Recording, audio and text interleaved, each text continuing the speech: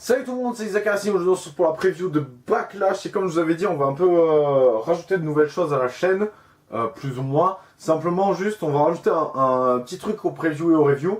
D'abord, précision, j'ai pas fait de review du Greatest Royal Rumble parce que j'ai pas ça très utile, sachant qu'en plus, je suis dans la review de The Wrestling, donc je vous invite à aller la voir. Je vais mettre le lien dans la description, comme ça vous pourrez aller la voir.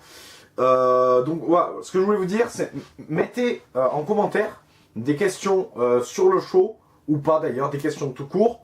En gros, une FAQ comment on appelle ça, constante. Donc vous laissez vos commentaires, et dans la prochaine vidéo, j'y répondrai. Par exemple là, vous laissez un commentaire maintenant, et moi j'y répondrai dans la review de Backlash. Donc voilà, c'était la petite précision. La deuxième précision, c'est que je serai au show de la TPW, donc à Saint-Jean-de-Védas. C'est compliqué toutes ces informations dans le coup. Donc c'est lundi, samedi, pardon, pas du tout lundi. Ne venez pas lundi, il n'y aura personne. C'est samedi à 21 h. Donc toutes les infos sur les moult réseaux sociaux. Donc on retrouvera Roberto Opus qu'on a déjà commenté sur la chaîne à plusieurs reprises. Je dirais 4 fois je crois, ou 5. Enfin il reviendra bientôt de toute façon sur la chaîne. Il y a Vincente aussi qu'on a commenté plusieurs fois. Il y a Cliff Milton qu'on va commenter bientôt. Et un jeune Bradfield qui n'a pas encore commencé. Mais voilà. Et du coup, les commentateurs, ce sera AK Racing. Donc je vous invite à venir si vous êtes dans le coin. Saint-Jean-de-Védas, c'est vers 7 et Montpellier aussi. Voilà, pour ceux qui. Entre 7 et Montpellier en gros, si je dis pas de conneries. Donc voilà, je vous invite à venir. Et maintenant, on va commencer quand même par la preview du show parce qu'on est aussi là pour ça. Alors déjà, je parlais tout à l'heure des questions. Que vous nous posez dans les commentaires. Mais il y a aussi la question que moi je vais vous poser, c'est est-ce que vous pensez qu'ils vont se démerder pour nous mettre encore Reigns en main event et nous mettre le Reigns Joe en main event? Ça m'étonnerait pas, mais bon, on va partir sur un Styles Nakamura, hein. On va espérer en tout cas. En tout cas, premier match, donc vous l'avez vu avec l'image de transition, le Miz contre Seth Rollins pour le titre IC. Alors, je vais être bien clair avec vous. Je vais voir la victoire de... Je vérifie juste un truc. Ouais, je vais voir la victoire de Seth Rollins, j'allais dire du Miz comme un con. Pas du tout, genre la victoire de Seth Rollins parce que à SmackDown, il se focalise vraiment sur le Miz. À chaque show, il y a un Miz TV, donc voilà, c'est un peu comme à SmackDown, il y a un Kevin Owens, Kevin Zayn show, là, machin. Et là, à chaque show, il y a un Miz TV. Du coup, je pense que ouais, qu'il y aura... qu'on aura une victoire de Seth Rollins dans un match qui, je pense, sera pas peut-être totalement fou. Après, une intervention de Baylor n'est pas du tout impossible, mais comment? Parce que Baylor, à moins qu'il nous fasse un heel turn, ce qui serait pas mal du tout d'ailleurs, je le vois mal intervenir et venir voilà, démonter tout simplement Seth Rollins. Après, c'est dans l'intérêt de Baylor que Rollins gagne, puisque voilà, il se positionne quand même comme challenger numéro 1 en dehors de... D'ailleurs, il a affronté le champion à Raw, donc ça veut bien dire qu'il a été challenger numéro 1. Mais si le titre n'est plus à Raw, il ne risque pas d'avoir un title shot. Du coup, voilà, mon pronostic se dirige vers Seth Rollins, voilà, qui entame un règne plutôt bon. Il a déjà défendu plusieurs fois, c'est-à-dire 3. Donc le leader match à... Non, 2. Là, ça va être la 3e. Donc le match face à Rollins, le leader match... donc au Greatest Royal Rumble et là ce soir. Donc pour l'instant le problème c'est que à part Rollins à Raw, il n'a affronté que des à part Rollins du coup 2 fois à Raw et au Greatest Royal Rumble, il n'a affronté que des superstars de SmackDown, donc ça m'étonnerait qu'il perde le titre comme ça. Et puis ça paraît assez prévisible. On va passer au match suivant, le match que j'ai annoncé comme main event tout à l'heure, main event possible. On enchaîne avec le match que je spéculais comme possible main event, donc Roman Reigns contre Samoa Joe, donc Raw contre SmackDown, c'est pas le seul, hein. Il y avait donc le précédent Miz Rollins, et par contre je crois que il y a que ces deux-là, je vais quand même vérifier avant de dire des conneries. Ouais, il y a que ces deux-là, mais alors en tout cas, dans ce match, ça paraît pas très intéressant ce match interbrand avec une rivalité peu construite, c'est juste vraiment une manière de dire voilà, Reigns est dans le show. Je pense que Reigns va gagner. Reigns, donc officiellement non, mais techniquement a battu Lesnar au Greatest Royal Rumble, lui laissant donc certainement une chance d'être challenger sous peu. Ce qui veut dire donc qu'il faut continuer à le crédibiliser à mort. S'il perd contre Joe, ce serait bizarre. Joe, lui, rentre dans la rivalité pour le titre, enfin plus ou moins dans la rivalité pour le titre WWE, ce qui laisse en penser que Joe doit être crédibilisé aussi, mais une victoire face à Reigns, je sais pas si c'est réellement très décrédibilisant. Du coup, je vais dire une victoire de Reigns dans un match qui, si l'en main event sera long et sûrement très très intense, mais s'il est en main card, sera juste juste dans le show, quoi. Sera là. Il sera peut-être pas très long d'ailleurs. On va passer au match suivant, match féminin. Match féminin, on va en enchaîner deux, mais on va d'abord commencer par par Alexa Bliss contre Nia Jax. Donc pour le titre Women's de Raw, donc qui est détenu, je rappelle, par Nia Jax, il a gagné au Royal Rumble, qu'il n'a pas défendu depuis. Donc Alexa Bliss n'a pas eu sa revanche, donc elle est là. Voilà, elle est là, la revanche. Je vous indiquer la victoire de Bliss. Alors oui, vous me direz, surprenant, mais je me demande si ils l'ont pas fait perdre. Si lui n'ont pas fait perdre en français le titre pour que qu'elle fasse sa convalescence, puis qu'elle revienne pour le reprendre et qu'elle reparte sur un long règne comme on l'avait déjà fait. Donc Bliss domine le monde. Pourquoi pas avec possible intervention de Mickie James,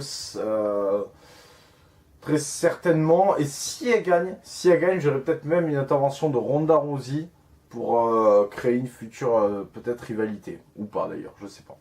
Mais en tout cas, je veux dire la victoire de Alexa Bliss, étonnamment, même si la victoire de Nia Jax semble la plus logique et la plus plausible, mais je vais quand même dire Bliss dans un match qui s'annonce, je pense, court, même s'il n'y a pas beaucoup de matchs dans le show. Enfin, il y en a quand même 8, ça fait beaucoup. Mais je pense que ce match sera loin d'être le plus long. Match suivant, donc on reste dans les Women's. C'est très bizarre comme phrase, on reste dans les Women's, surtout que là on peut s'en parler de Carmella. Carmella contre Charlotte, je vois la victoire de Carmella qui conserve, j'espère que le match... Alors je vois la victoire de Carmella non clean, avec intervention très très certainement de Iconic, donc très bien d'ailleurs, très bien s'ils font ça. Et aussi une intervention de Asuka et Becky, mais un heel turn d'Asuka, qui serait pas du tout négligeable pour reprendre une feud entre Charlotte et Asuka pendant que Carmella aurait une nouvelle challengeuse comme peut-être Becky par exemple. Et donc je dirais victoire de Carmella avec intervention, mais j'espère quand même que le match va être bon, manière de montrer que Carmella peut être une championne et tout en étant bonne dans le ring. On va passer au match suivant, match Daniel Bryan contre Big Cass. Moi,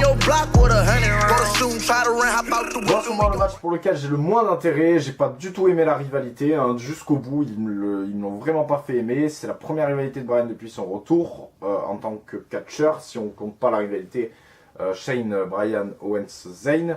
Et j'ai trouvé que la rivalité était très très très mauvaise, très très banale, vraiment bâclée.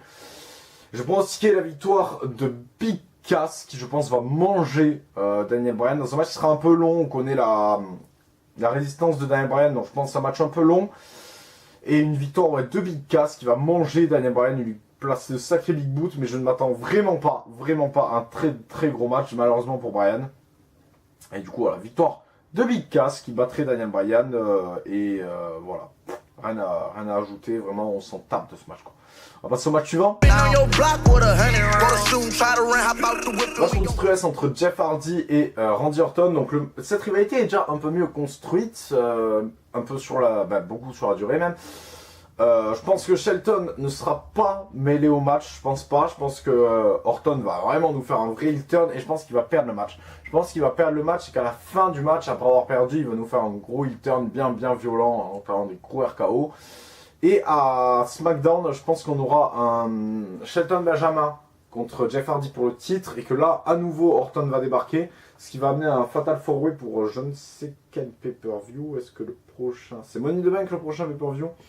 Donc je dirais pour Money in the Bank, putain, quoique Shelton dans Money in the Bank quand même, faut pas le rater ça, quoi. Mais bon, en tout cas sous peu, ou peut-être juste au SmackDown juste après, ou même voir en main event, j'en sais rien. Non, ce serait de la merde, ce serait vraiment de la merde ça. Mais en tout cas, je vois les choses comme ça. Pourquoi je dirais Jeff et pas Orton qui fait son heel turn et qui gagne quand même pendant le match? Parce que j'ai pas envie que le règne change encore que le titre change encore de main.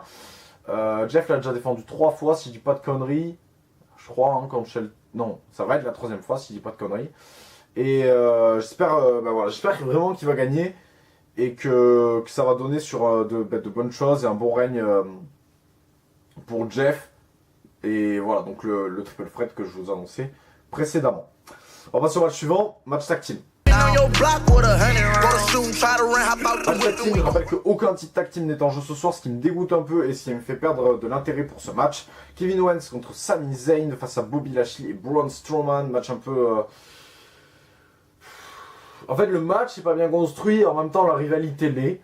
Voilà, je vais dire la victoire de Lashley et Strowman pour asseoir vraiment une domination des deux catcheurs et continuer sur le push de Braun Strowman, qui malgré tout, malgré un booking pas ultra favorable, a gagné donc le Greatest Royal Rumble, comme ça va à quelque chose, mais bon, ça lui rapporte une coupe et une ceinture avec lesquelles il ne se balade pas. Enfin, si, il se balade, la coupe et pas, il a la ceinture. Et donc il a gagné le match, il a battu le record d'élimination dans un Royal Rumble, il a gagné les titres par équipe à WrestleMania, même si c'est tout seul, du coup, tout seul.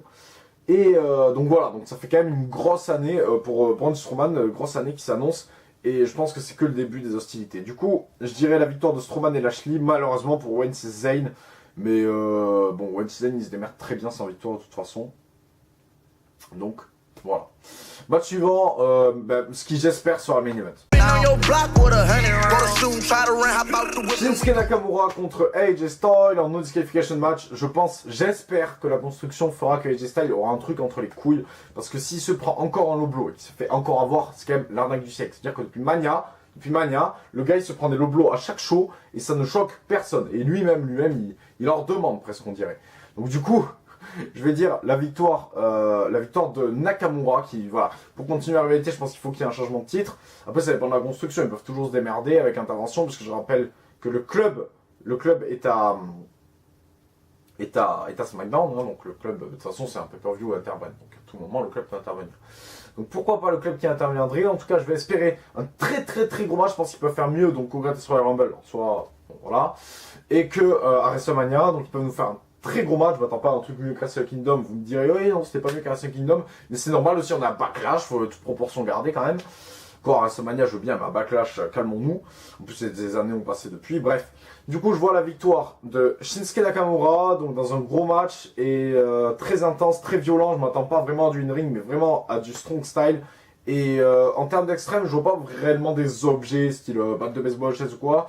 Je vois plus table des commentateurs, le coin, la barricade, bref, des trucs comme ça. L'extérieur, comment on appelle ça, le public, etc. Donc voilà, j'espère que ce sera le main event. J'espère que ce sera un bon show. En attendant, moi je vous dis à bientôt sur AK Wrestling.